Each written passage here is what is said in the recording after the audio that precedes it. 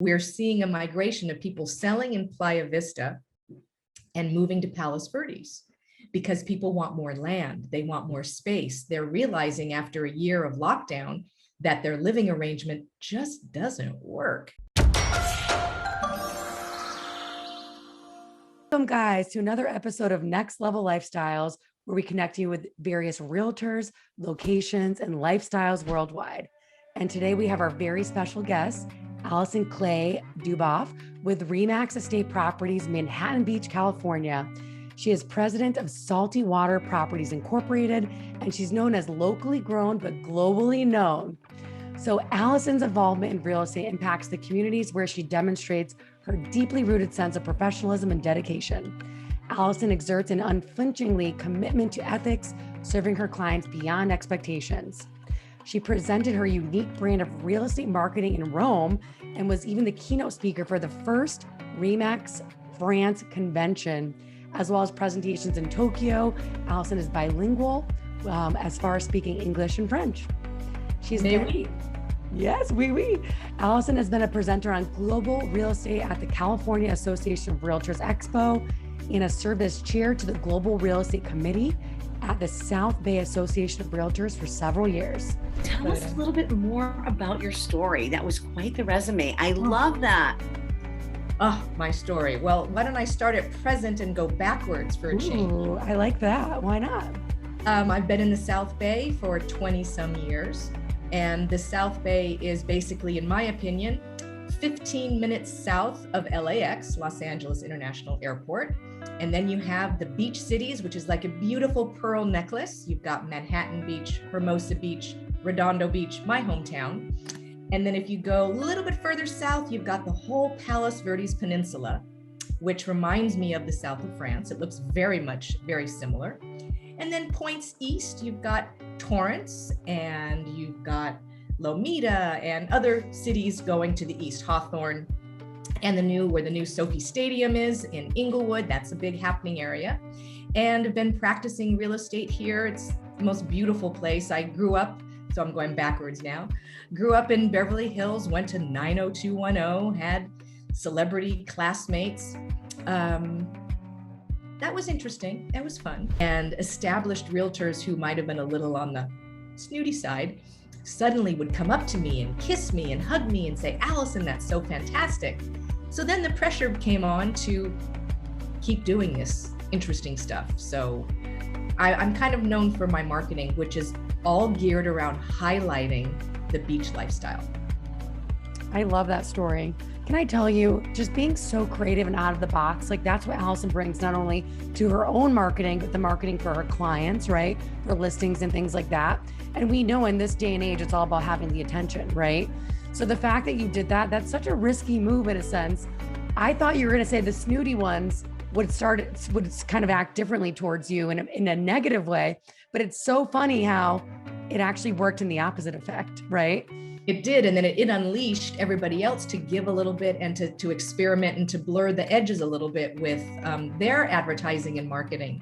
And that surfer image is kind of known around the world. It's kind of fun. I love that it had such an impact to the next. So you can start off in Manhattan Beach and go all the way just before Palos Verdes, and there's a bike path that goes the entire length, and it's just so lovely. And what's interesting about my real estate market is it is so directionally specific.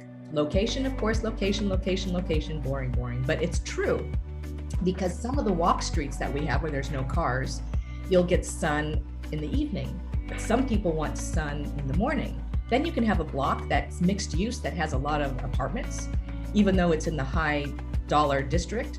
And so every little city has its own character, every little corner, every little block has its own character. And, you need someone who knows what's going on in each one of those little pockets. Well, that's so interesting. So talk to us a little bit about the housing there. Well, the housing there, what I love about California, especially the South Bay, is house by house by house, the architecture is different. So you'll have a contemporary next to a Tuscan. And even though that sounds very quilt-like and mismatched, it really does work. I have a client engineer who lives in South Redondo in a townhouse that's probably worth 1.4 to 1.6, depending on our staging. And he wants to buy a big view home in Palos Verdes. He's worked hard, he's saved his money, and we found a place off market for $3.05 million, which is hard enough as it is. And so we went in strong. We went in $150,000 over list, and we got beat out. We were at the bottom of the heap. We got beat out. Someone bid all cash, 6 figures higher than the highest number, and we weren't the highest number. Now that could be 100,000 to 900,000. Who knows? She wouldn't share that.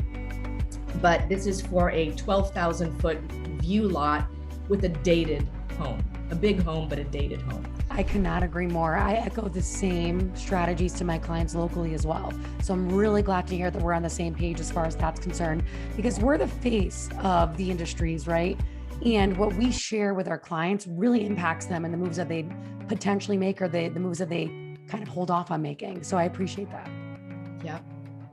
It's challenging times for buyers. I mean, I have one young family. I sold them a property in Manhattan Beach. It's grown in value immensely. And the trend that we're seeing here post-pandemic, because I forgot to touch upon that, is we have an expression, PV to PV. Playa Vista, which is very dense and busy and hip and whatever, we're seeing a migration of people selling in Playa Vista and moving to Palos Verdes because people want more land, they want more space. They're realizing after a year of lockdown that their living arrangement just doesn't work. Too close, get away, I can't sleep, I can't hear myself think. So a lot of people need more space, and they are pushing the boundaries and moving farther out. A lot of people now can telecommute more, and so they want more land, they want more space. So can you speak to us a little bit about your climate and your weather? What do you have? Tip seasons? What do you have in California there? Well, I would say 20 years ago, winter was a lot colder. Honestly, it was a lot colder. I just think of my wardrobe back then and what I needed. And now it's much more mild. Summers can be very hot at the beach. It tends to be a bit cooler. So I am in the coastal area, but we can get 80s, sometimes 90s. Right now, that's why I'm all bundled up. It's June gloom, so it's very gray, but it should burn off later today. Sometimes we have some nice balmy evenings, but I would say our seasons are very soft around the edges. So, I mean, we have summer, spring kind of blends together, fall and winter. It's definitely changed. So I don't mean to annoy any naysayers, but if I look at the arc of my life and what I used to do in the fall as a kid to now, it's not the same anymore. And we're a lot more humid at the beach. We never used to have humidity, but we have a little bit more. You can feel it more. So you mentioned like some of the mountains. How far away are you if someone wanted to ski or really kind of enjoy that? There's different degrees of quality of skiing and whatnot. I'm more of a water skier, so I don't ski that much. I used to ski in Europe a lot, but not anymore. A couple hours. And that's the beauty of California. You've got the mountains, the ocean, the desert, and then Yosemite, which is about 5-hour drive away. You've got everything in this one state. You have it all. You really have it all. And that being said, talk to us a little bit more about the recreation. I know you mentioned a little bit, but would love to hear more. Water skiing, what are some of the activities and the lifestyle around that?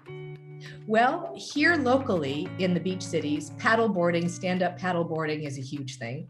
Obviously, surfing and swimming is a huge thing. And I can just walk down to the water, which is about 3 blocks, and I will see dolphins every single day, always. It's a 3-minute video and it goes through showing the lifestyle, showing the drone footage. You get a really good understanding of the landscape and kind of it paints a really nice picture prior to even considering that location. And it covers all the areas, Palos Verdes, beach cities.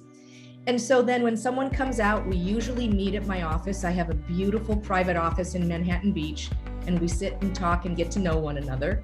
And then I put them in my car and off we go, and I give them a full education of all the beach cities, the lay of the land, the sand section, the hill section, east, west, north, south, and I give them a real education. I'll tell you one story real quick, and you can wink at me if I'm going on too long. Keep going. But I had a listing in South Redondo. It was for lease, and it was a client who's bought a lot of property with me, and he buys income property, and Spanish, older, and this couple was relocating from New York.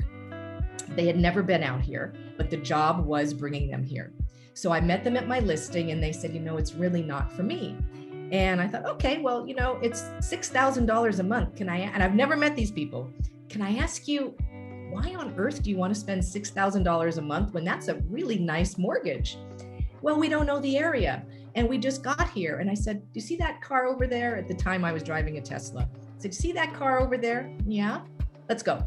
I'm like, go? Yeah, get in my car. So they trusted me. They got in my car. I gave them a brief tour. I was able to very quickly assess their style, their taste. I showed them one property, and we closed escrow in 45 days. Incredible. Yeah. And then they made a profit when they sold and moved back to New York some years later. This is a perfect story of why it's so important to align yourself with the best realtor in the area, right? Someone that's so knowledgeable, that can really show you the different nuances, what to expect, because it's tough being a consumer out there relocating, maybe not knowing the area at all. And I agree, if you don't have that trusted expert, a lot of people are cautious and don't want to purchase right away. But geez Louise, for $6,000 a month, might as well be paying your own mortgage instead of the landlord's, right? Exactly. And I just ran an ad in our local magazine called Digs, and it's talking about buyers not knowing what questions to even ask. That's right. And how you have to be educated to be a proper buyer. And I'm on TikTok. Ooh. A TikTok realtor, not that one crazy TikTok lady who she kind of overdoes the bathroom thing too much, but I think TikTok is great. I love and that. Clubhouse. Are you ladies on Clubhouse? Sure are. Of course you are. What a silly question. Although I'm not really on TikTok yet, so I'm gonna have to check you out, Alison. Okay, you must. I love it. And to anyone in our audience out there, if they would like to learn more, to connect with you, would you mind if they reach out, you'd be willing to give them a complimentary consultation? Of course. My biggest happiness is providing information, maps and documents and anything I can do. Pick my brain. I am a service provider. And with that, Alison, thank you so very much for your time today. This has been so fabulous to just learn from you, spend more time with you, hear more about your story and how you help your clients. So Alison Clay-Duboff, thank you so much. She is our go-to for the South Bay real estate market in California. And have a great day.